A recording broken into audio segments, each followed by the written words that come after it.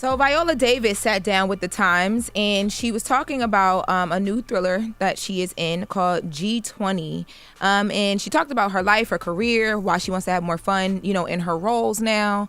But she also revealed something about her time on the set of Ma Rainey's Black Bottom, which happened to be the last part that Chadwick Boseman ever filmed before his passing.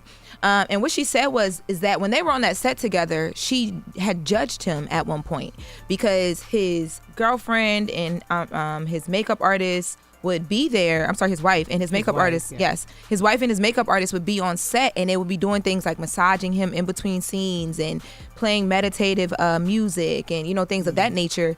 And she's like, why does he need all this extra care? Like, why, you know what I mean? Like, why is this happening? And come to find out, he had cancer, which, he ultimately ended up passing away from.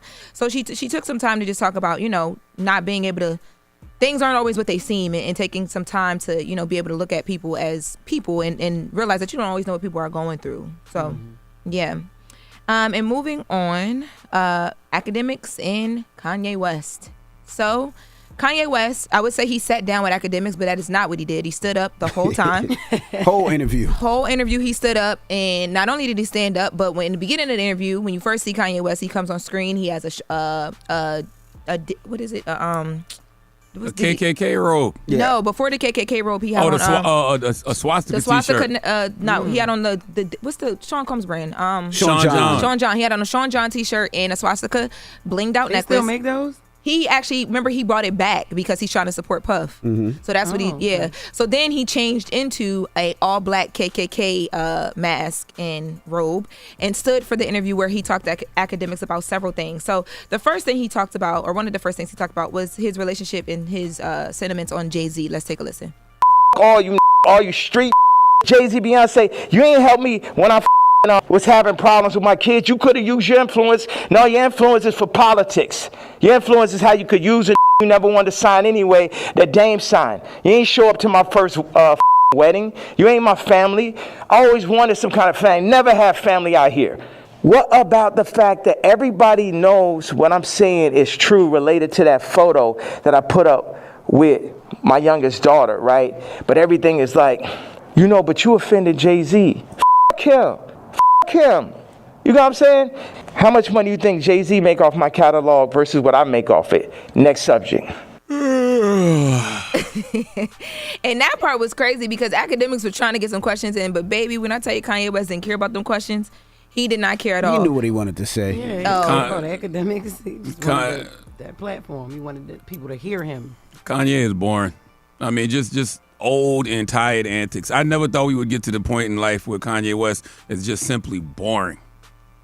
And whatever happened to that album? Did that Bully album ever come out? Bully, yeah, it's out. Oh, that's the reason why nobody's talking about the music. So he got to do something with somebody talking about him. Well, and isn't he complaining about Jay? I don't even know if Jay owns his catalog or not. But wasn't Big Sean complaining that Kanye owns his catalog? Yeah, there was a whole thing with Kanye and Big Sean as well too. So it's like he know how the record business work. You got to be the change you want to see, right, Kanye? Hey, there we go. Well, he also talked about Kim Kardashian and regretting having kids with her. Let's take a listen. But even when you speak about Kim, people might be like, well, you picked her. Absolutely, I did. That was my fault. I didn't want to have children with this person after the first 2 months of being with her.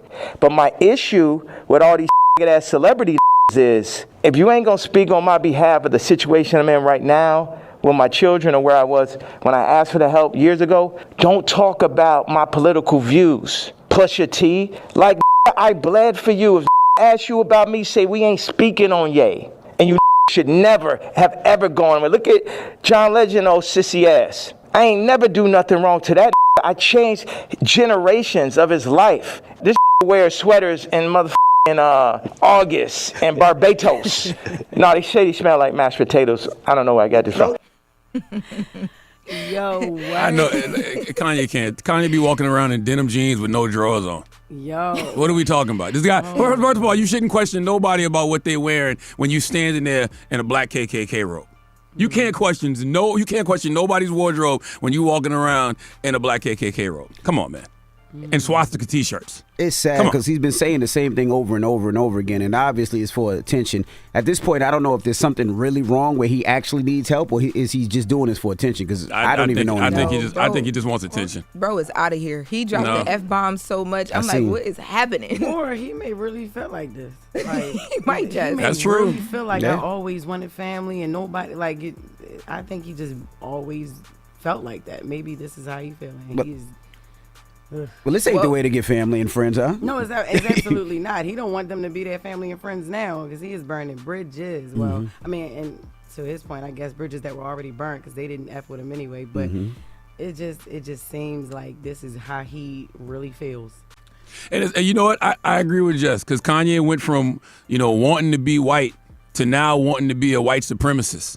And I just need everybody out there to know there's nothing pro-black about anything Kanye West does. He embraces everything that has historically hurt black people, from Nazis to KKK. Like, what are we doing here, people? Why do we even pay this guy any attention? Well, one of the things he talks about, Charlamagne, you actually directly mentioned this. He admitted he was jealous of Kendrick Lamar as well. You're talking about the progression of people. Let's take a listen to that. I don't like how they used Kendrick. And also, I don't like him saying he the number one because I'm the number one. So those are my two things. People think that's jealousy. God is an angry God. God is a jealous God. What are you talking about? I'm the closest thing to God on earth. And I act just like how God acts.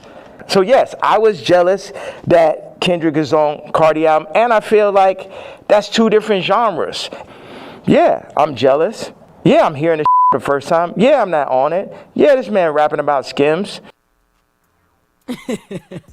Yeah, so he was going into the Playboy Cardi stuff because remember he was taking shots at Playboy Cardi too when that album dropped.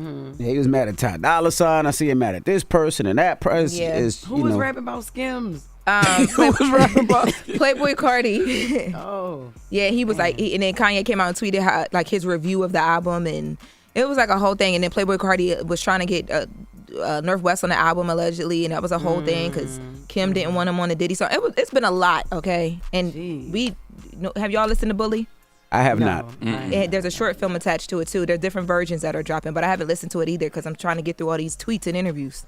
I like Vultures. I didn't listen to Bully, but I like Vultures Part 1 and 2. I think that's the second. Ain't that the one before Bully?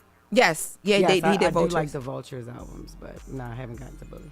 Kanye is just a miserable human who, always feels like he has to be number one in whatever it is that he's doing. And he'll always be jealous and envious of whoever is number one or the hot person in that space. It don't matter whether it was Virgil in clothes or Drake in music or now Kendrick in music. He's going to always be a hater. And that's just whack.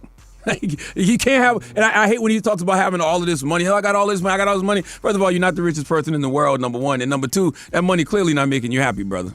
Yeah, money's not making him happy. Money's not making him cool. Money is not making him intelligent. Money's not doing anything for him.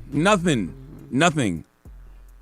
That's all I got on. Yeah, he did mention Virgil, but I didn't even get that clip. He just said he is mad at Virgil because Kanye says he's just an evil person. Like he's an evil person. Virgil is dead. He's not here anymore. No, he's not saying that. He's not saying Virgil's evil. He's saying, remember he said all that stuff about Virgil online? He said that he did that because he knows himself that Kanye is an evil person. That was his response. It was stupid. And yes, Virgil is not here anymore. No. Can Kanye fight? I hope he can. Hey, I hope he can too. I hope he can. I need to know if Kanye he got came hands, at Jim Jones too about some money, but I seen the Jim Jones thing. we leaving that. Oh God. Hope he can. We gonna move on. Kanye need God and his ass kicked. Wake that ass up early in the morning. The Breakfast Club.